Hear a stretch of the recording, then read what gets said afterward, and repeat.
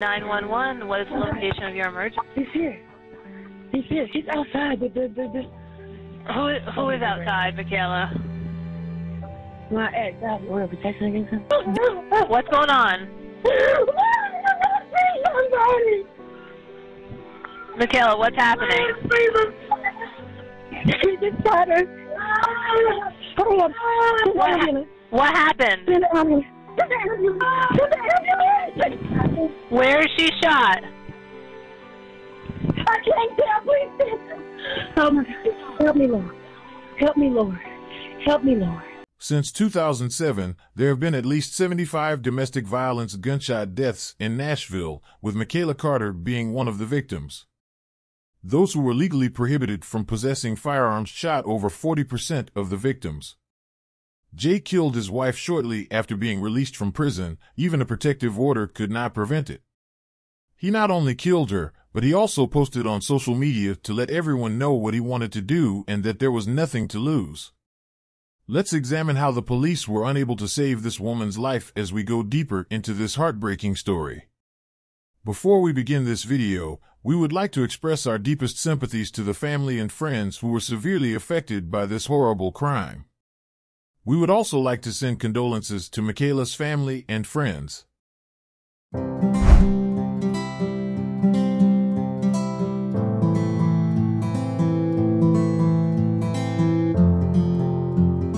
Today's case takes us to Nashville. Nashville, often known as Music City, is the capital and most populous city in the U.S. state of Tennessee and the county seat of Davidson County. Nashville is the 21st most populous city in the United States and the 4th most populous city in the southeastern U.S. The city has a population of around 690,000 residents. Nashville is known as the home of country music, so it's only natural that it should be the home of one of the world's largest museums devoted to the genre. My village, I am the prettiest model. From my village, I model. Hey, get this on video. Bear hug. Weak ass. Weak ass. Weak ass. Her breath stinks. Her breath stinks bad. That's He only saying that because he can't get out. He only saying it because he can't get out. Bowling Green, Kentucky native Michaela Carter, 24, is a resident of Antioch, Tennessee. On November 23, 1996, Michael Carter and Kimberly Mbuyi had a daughter, Michaela Jane Carter. Michaela was a track and field team member at Antioch High School, where she graduated. She was baptized at a young age and joined the Freedom Temple Ministries, where she participated in the youth choir. Michaela later became a member of Lake Providence Baptist Church. Michaela enjoyed her work as a server and greeter at Nashville's 1230 Club.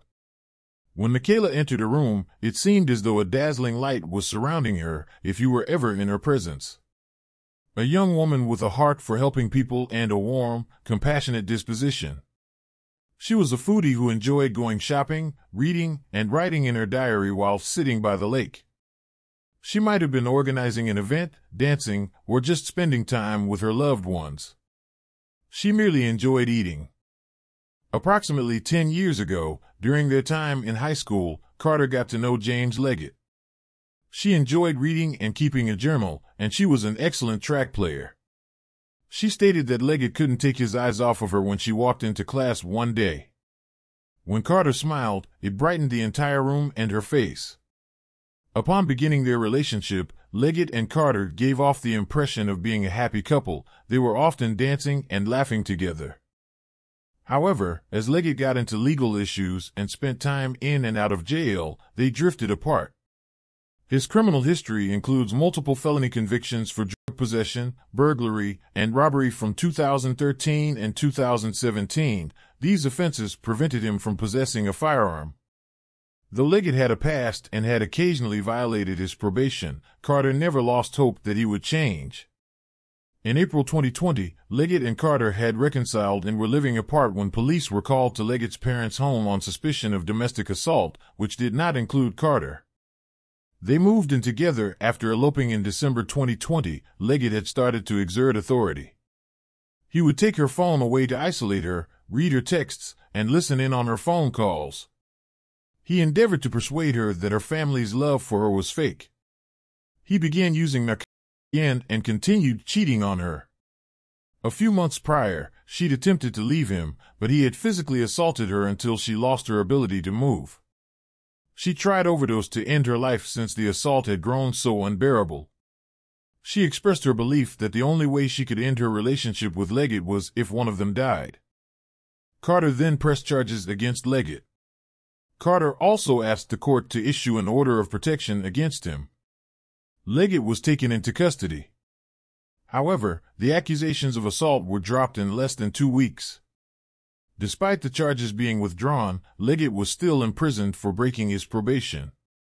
Additionally, Carter's protective order was approved in August. When Leggett was released from jail, a judge prohibited him from owning firearms and told him to avoid Carter. Carter's worries that her protection order would be nothing more than a piece of paper materialized just over 3 months after she received it. In addition, he used a glass liquor bottle to assault her. In defiance of the protection order, Leggett texted and contacted Carter, then showed up at her cousin's apartment carrying a weapon on November 15, 2021. Carter and Jones-Bouye then called the police. The police were summoned, but after informing Carter and Jones-Bouye that they were unable to place Leggett under arrest, they escorted the women back to Carter's house and departed. Leggett arrived in a matter of minutes and kicked down the house's door. Refuging to a bedroom were Carter, her mother, and stepfather. Leggett smashed in the door, shot her stepfather 3 times, and struck Carter twice in the leg and chest. A week later, Carter, 24, passed away after suffering gunshot wounds. Leggett was indicted on first-degree murder and attempted murder charges in 2022. Also new tonight, the family of a woman who died by domestic violence accuses Metro Police of deeply disturbing negligence that got her killed. Today, the attorney for Michaela Carter's family released the 911 call, where you hear her plead for police to come back just after they left, and then you hear her get shot. We've chosen not to play that moment, but the attorney says he is horrified by what he heard, including what he calls the dispatcher's shocking rudeness. Here's News 2's Mai Owens with tonight's cover story. 911, what is the location of your emergency? He's here. He's here. 608 Center Court. It's the moments leading up to the deadly shooting. Outside of her parents' home, Michaela Carter calling 911 after seeing her ex. Okay. As they pulled off, he walks up and he's beating on the door now. And he has an order of protection. They already verified it. Throughout the call, you can hear Carter's mother explaining the situation. It's something Mary Catherine Rand says she sees often. Family members stepping in to help. So oftentimes, you know, they are unfortunately made part of it. In Carter's case, the couple had married in 2020 and had since separated. Has he ever tried to strangle or choke you in the past? Yeah, I have an order of protection from him beating her up. Mary Catherine Rand sat and listened to the 911 calls documenting the exchange between Carter and police as she begged for help. Can you just send somebody? I have to ask these questions for police safety, okay? Then Leggett reportedly kicked in the front door, went to the bedroom, and opened fire. We've chosen not to play that moment. It's just absolutely tragic. I mean, it's heartbreaking. Carter's family is now suing MNPD, claiming police failed to take the order of protection that Miss Carter had seriously and then abandoned her during her time of need. Metro Police are not commenting on the pending lawsuit, but experts say Carter took all the right steps to protect herself. The 911 operator was, trying to get that information so that everyone could be safe. That's the goal, to keep everyone safe. Just to hear her begging and saying, I have an order of protection, please send someone. She knew what he was capable of. And Leggett's case has since moved to criminal court and remains open. He's set to appear before a judge in just 2 weeks. Now, Mai, are police or dispatchers saying anything about the allegations in this lawsuit? Well, we reached out to both of them. Metro Police telling me they do not comment on pending litigation, while 911 dispatch has not gotten back to me. Haley. Later, Carter's mother sued the Metro Nashville Police Department, arguing that they had neglected to keep her daughter safe. Later, a $250,000 settlement was made with the understanding that MNPD would alter some rules. James Leggett was incarcerated for the murder of Michaela Carter, a 24-year-old.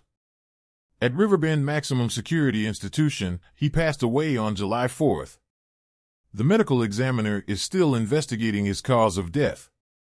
Michaela did everything she could to defend herself against a man who she knew would kill her without hesitation, but sadly, it was all in vain. We pray that her family can recuperate from this heartbreaking experience and that she may rest in peace. If you would like to stay updated with this type of content, please don't forget to like and subscribe. See you on the following video.